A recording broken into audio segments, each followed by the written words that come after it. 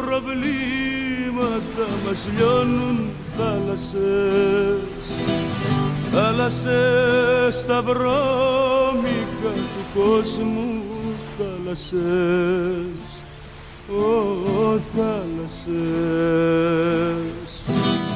θάλασσες. Δεν μπορώ να σου πω κάτι σε αυτό. Είναι δύσκολη η ερώτηση σου.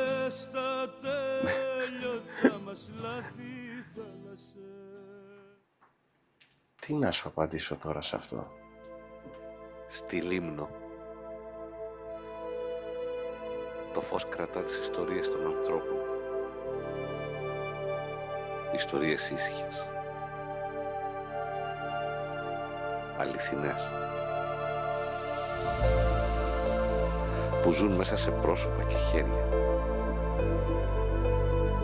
Αυτές είναι οι μνήμες του νησιού, στο φως του Αιγαίου.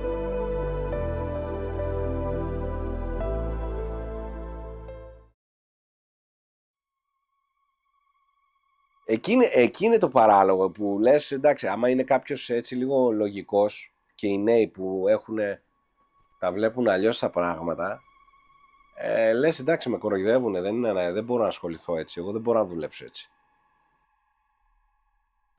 Ξέρω τι τάξη πάνε.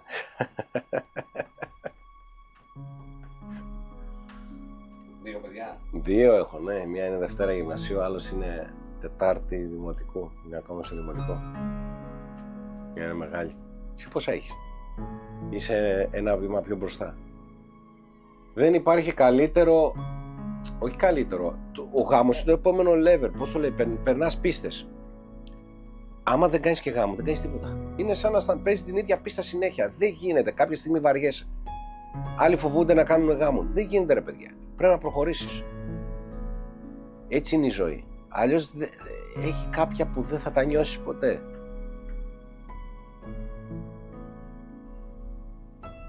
Έχω πάρα πολλές εικόνες. Εκείνος να είναι πάνω στη γέφυρα, εγώ να είμαι κάτω, σαν πιο παιδί, να μου δείχνει, να προσπαθεί να μου μάθει πώς πρέπει να υπάρχω, να λειτουργώ πάνω στο σκάφος. Πολλές φορές να μαλώνουμε κιόλας πάνω στο κομμάτι της δουλειάς, γιατί ο νέος άλλα είχε στο μυαλό του, άλλα ο παλιός, αλλά δίκιο έχει ο παλιός. Τα βλέπεις αργότερα αυτά, όσο μεγαλώνεις κι εσύ. Μόνο καλές εικόνες μου έρχονται. Μόνο καλές εικόνες. Είναι ωραία να δουλεύεις με τον πατέρα σου και απλώς θα πρέπει όσο πιο νωρίς καταλάβεις ότι πρέπει να ακολουθείς αυτά που σου λέει ο πατέρας σου, τόσο καλύτερα είναι.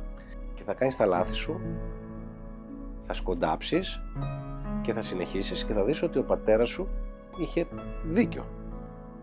Οπότε για μένα μόνο καλές εικόνες θυμάμαι, να είμαστε εδώ πέρα στη γέφυρα μαζί και να συζητάμε, και ήταν ωραία, η αλήθεια ήταν ωραία. Ήταν πολύ ωραία να το ζει ένα παιδί αυτό, να έχεις το δάσκαλό σου δίπλα.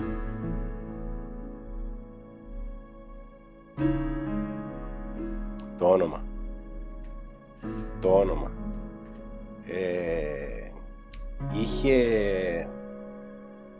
Με πιάνανε άτομα, με είχε πιάσει χαρακτηριστικά τον είχα δάσκαλο, καθηγητή στο γυμνάσιο, ο κύριος Ρόκος, και μου λέει ότι άκου να δεις,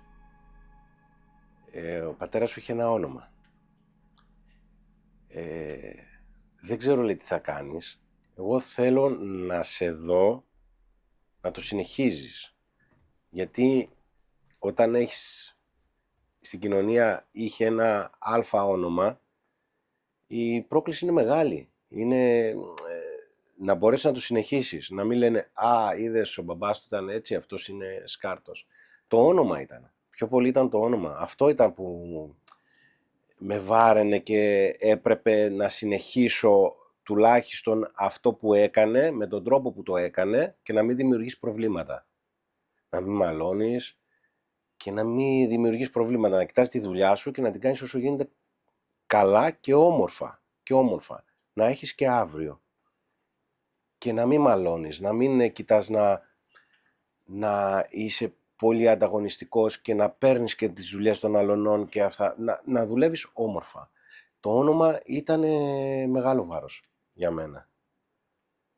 Τώρα δεν ξέρω τι έχουμε κάνει μέχρι τώρα. Αυτό θα το πούν άλλοι. Συνήθως σκέφτεσαι πράγματα της δουλειάς. Όταν τα προσωπικά σου είναι καλά, δεν σε απασχολούν, που δεν πρέπει να σε απασχολούν τα προσωπικά, γιατί όταν βγαίνεις στη θάλασσα πας να βγάλεις μεροκάματο, να κάνεις ένα πλάνο, ένα σχέδιο, σκέφτεσαι πράγματα της δουλειάς και συνήθως σκέφτεσαι το αύριο. Πώς θα μπορέσω να τα ρυθμίσω έτσι, να μπορέσει να είναι βιώσιμη η αλεία ή η επιχείρηση για να μην το χάσεις. Γιατί έχει ρίσκο, έχει πολλά έξοδα και πρέπει να τα ρυθμίσεις. Οπότε αυτό που σκέφτεσαι όλη την ώρα και πάνω στη δουλειά και απ' έξω όταν είναι πριν πας στη δουλειά, το πού θα πας, τι θα κάνεις, αν θα μπορέσεις να δουλέψεις, αν θα βγει κάποιο πρόβλημα είτε μηχανικό είτε στα δίχτυα σου σε εκείνη την περιοχή που είσαι, πώς θα το αντιμετωπίσεις. Δηλαδή πολλές φορές κάνεις πλάνα, λες θα κάνω αυτό και αν δεν βγει θα κάνω αυτό και αν δεν βγει θα κάνω αυτό, οπότε όλη την ώρα και πριν μπεις στο καΐκι και στο καΐκι σκέφτεσαι πράγματα της δουλειάς και αν είναι έτσι και αν δουλεύει η μηχανή έτσι και αν τα δίχτυα είναι, μόνο τη δουλειά σκέφτεσαι. Και σου λέω, όταν πρέπει να είναι έτσι τα πράγματα, έτσι. Όταν δεν έχεις να σε απασχολεί κάτι προσωπικό, που δεν θα πρέπει να έχεις να σε απασχολεί, γιατί πας να δουλέψεις. Δεν μπορείς να σκέφτεσαι άλλα πράγματα. Δεν θα δουλέψεις, έτσι. Θα σε αποσυντονίζουν και δεν πρόκειται να δουλέψεις. Δεν θα κάνεις μεροκάματο.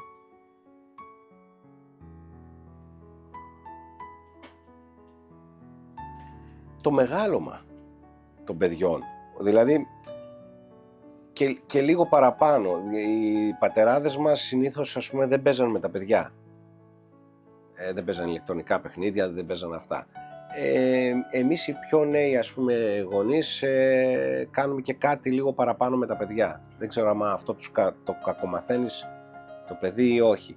Αλλά το μεγάλωμα, αυτό συνεχίζω. Αυτό που έκανε και εκείνος, τις ώρες που ήταν στο λιμάνι, που μας έπαιρνε, θα βγαίναμε και θα ήταν με τα παιδιά του, το ίδιο πράγμα συνεχίζω και εγώ. Αυτό το συνεχίζω.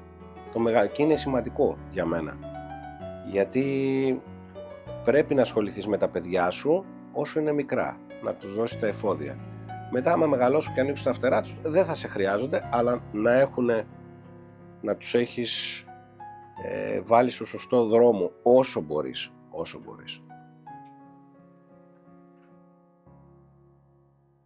Παλιά θυμάμαι, όταν έμπαινε ο πατέρας μου στο λιμάνι, πέρα από το να γράφει ένα ημερολόγιο γέφυρας, δεν υπήρχε κάτι άλλο να ασχοληθεί. Πήγαινε και ψάρευε. Τώρα μας έχουν βάλει τόσες πολλές ευθύνες, ημερολόγια, ηλεκτρονικά ημερολόγια, να παρακολουθείς μηχανήματα, να είναι όλα στην εντέλεια, για να μην φας την καμπάνα, σου ρίξουνε πρόστιμο. Είσαι υπεύθυνος και υπόλογος για όλα, για τη ζύγηση των ψαριών, είσαι υπεύθυνος και υπόλογος για όλα. Πράγμα που πρώτα απ' όλα σε βαραίνει και σε αποσυντονίζει από το στόχο σου, ότι να πάει να ψαρέψεις. Όταν έχεις ένα σώρο χαρτιά να συμπληρώνεις κάθε μέρα και σου βάζουν και άλλα τόσα και υποχρεώσεις, όχι εδώ, όχι εκεί και μη πέσεις από εκεί και ειδοποίησε το λιμεναρχείο, για οτιδήποτε. Καταλαβαίνεις ότι θα προτιμούσα να είχα ακόμα έναν άνθρωπο μέσα να ήταν λογιστής, να κρατούσε όλα τα λογιστικά, όλη τη χαρτούρα για να μπορώ να ασχοληθώ με το ψάρεμα. Γιατί δεν με αφήνεις να ασχοληθώ με το ψάρεμα.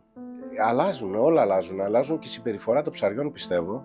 Μαθαίνουν τον τρόπο που δουλεύεις, οπότε το αποφεύγουν. Αλλάζουν τα είδη των ψαριών. Άλλα μειώνονται, εξαφανίζονται και άλλα είδη εμφανίζονται τα οποία δεν υπήρχαν στη Λίμνο ή υπήρχαν πιο νότια ή δεν τα ξέραμε καν. Εμφανίζονται και άλλα ψάρια και άλλα είδη. Αλλάζει η φύση, αλλάζει. Οπότε κάθε χρόνο βλέπουμε αλλαγές. Και στη δικιά μας τη δουλειά όσο αφορά τους περιορισμούς που μας βάζουν και τις νομοθεσίες, αλλά και στη θάλασσα βλέπουμε αλλαγές. Και θα βλέπουμε αλλαγές.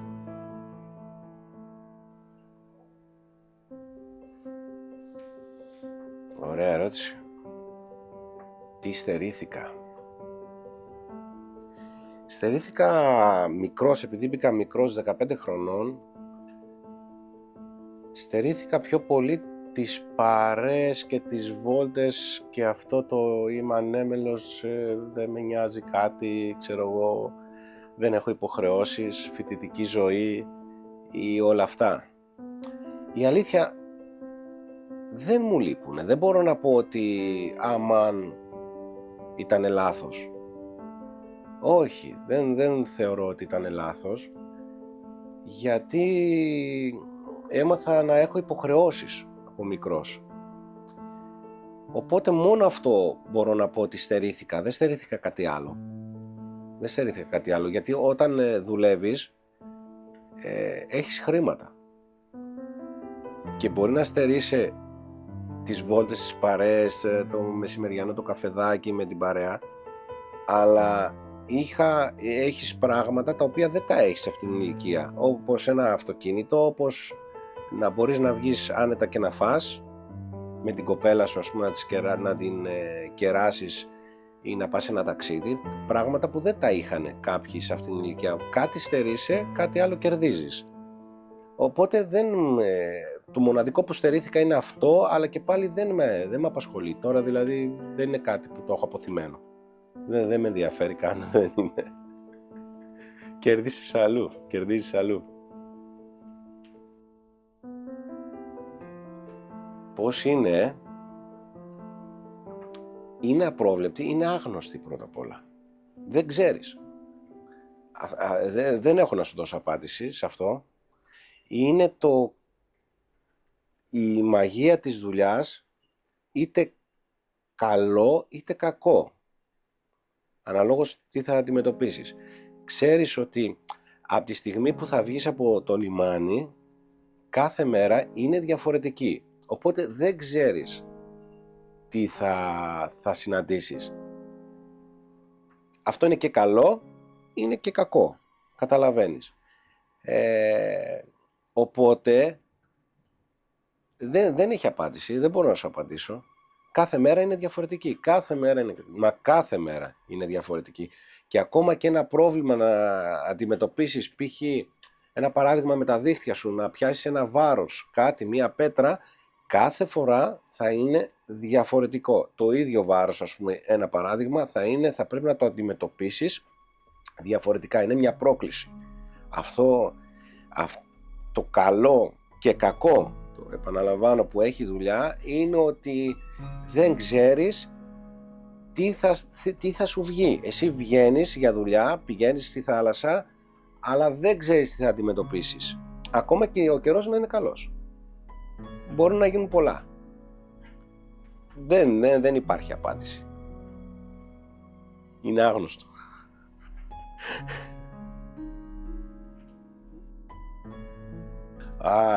Ευλογία. Είναι πολύ ωραίο. Είναι πολύ ωραίο. Γιατί θεωρώ ότι εμείς εδώ πέρα τοπικά προσφέρουμε κάτι στην κοινωνία. Τοπικά. Δίνουμε τροφή. Όλοι οι ψαράδες και όλοι οι παραγωγοί. Μακάρι να μπορούσαν όλοι να παίρνουν το προϊόν κατευθείαν από τον παραγωγό. Αυτό είναι ευλογία και για τον παραγωγό και για αυτόν που θα πάει να πάρει, που ξέρει τι παίρνει και από ποιον το παίρνει. Έχεις μια ευθύνη να του δώσεις κάτι καλό, έτσι.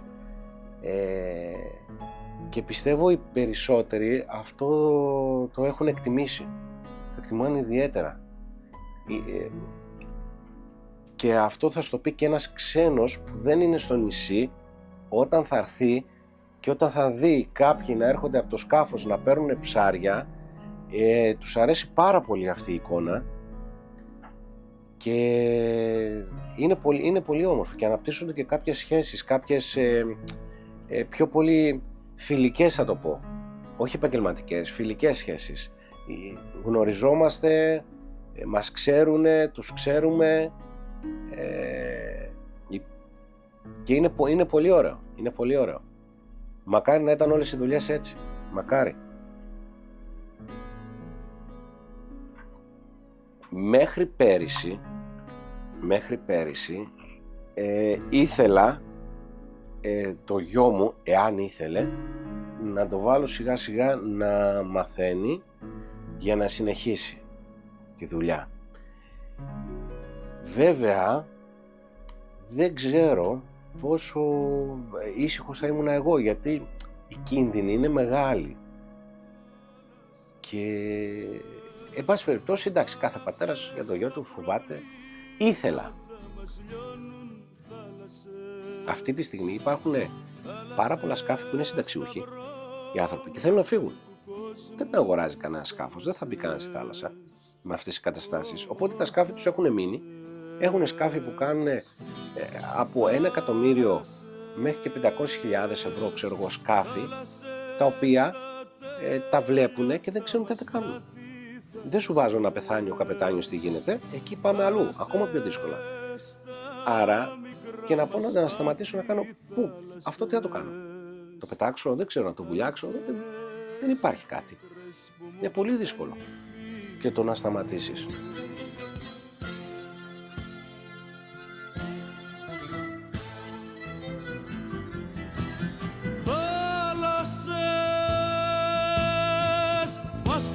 Κι είμαστε μονάχοι, κρίνουμε τον άλλον τα λάθη.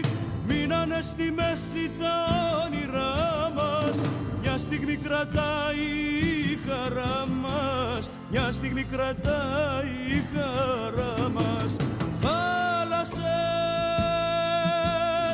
ψέματα πουλάμε όπως κι όπως. Αν τα παιδιά σου δουν αυτό το βίντεο σε 20 χρόνια, Ναι. τι θα ήθελες να καταλάβουν για σένα και για τη ζωή που διάλεξες? Τίποτα. Τι να καταλάβουν, θα το καταλάβουν μόνοι τους άμα το δούνε. Θα το δουν πιο σύντομα, φαντάζομαι. Αλλά όχι, τίποτα μωρέ, τι να καταλάβουνε. Τα παιδιά συνήθως όταν είναι μικρά βλέπουν τους γονείς σαν ήρωες και μετά όσο μεγαλώνουν τους αμφισβητούν και μετά όσο μεγαλώσουν λίγο ακόμα καταλαβαίνουν ότι είναι πολύ σημαντικοί οι γονείς, ειδικά όταν τα παιδιά σου γίνουν γονείς, έτσι. Δεν ξέρω, ας το δούνε και ας κρίνουν από μόνα τους. Το τι θα ήθελα εγώ δεν έχει σημασία. Εκείνα θα δούνε, εκείνα θα κρίνουν. Εμένα δεν μου πέφτει λόγος, εκείνα έχουν την κρίση να δούνε. Οπότε ας το δούνε και θα μας πούνε μετά από 20 χρόνια, εγώ θα είμαι 60.